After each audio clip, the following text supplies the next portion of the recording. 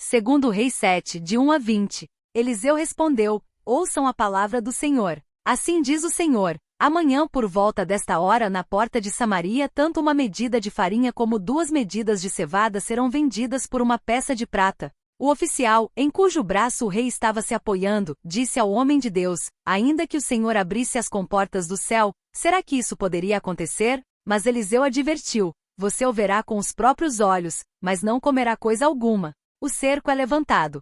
Havia 4 leprosos junto à porta da cidade.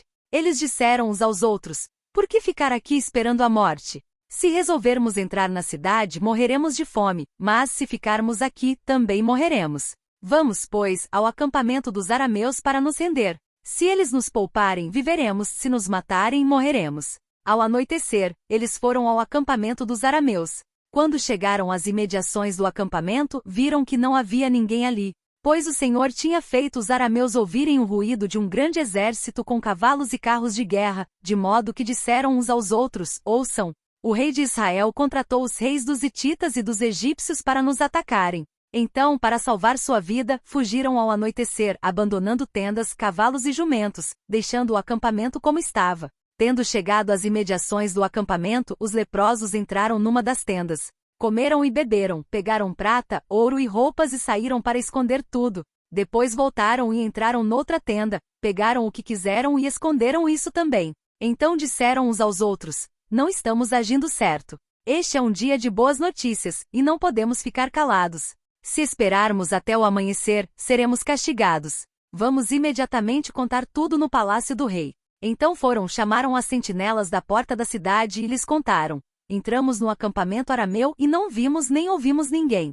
Havia apenas cavalos e jumentos amarrados, e tendas abandonadas. As sentinelas da porta proclamaram a notícia, e ela foi anunciada dentro do palácio. O rei se levantou de noite e disse aos seus conselheiros: eu explicarei a vocês o que os arameus planejaram. Como sabem que estamos passando fome, deixaram o acampamento e se esconderam no campo pensando: com certeza eles sairão, e então os pegaremos vivos e entraremos na cidade.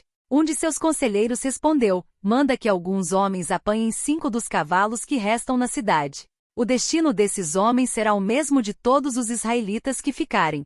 Sim, como toda esta multidão condenada. Por isso vamos enviá-los para descobrir o que aconteceu. Assim que prepararam 2 carros de guerra com seus cavalos, o rei os enviou atrás do exército arameu, ordenando aos condutores: vão e descubram o que aconteceu. Eles seguiram as pegadas do exército até o Jordão e encontraram todo o caminho cheio de roupas e armas que os arameus haviam deixado para trás enquanto fugiam. Os mensageiros voltaram e relataram tudo ao rei. Então o povo saiu e saqueou o acampamento dos arameus. Assim, tanto uma medida de farinha como 2 medidas de cevada passaram a ser vendidas por uma peça de prata, conforme o Senhor tinha dito.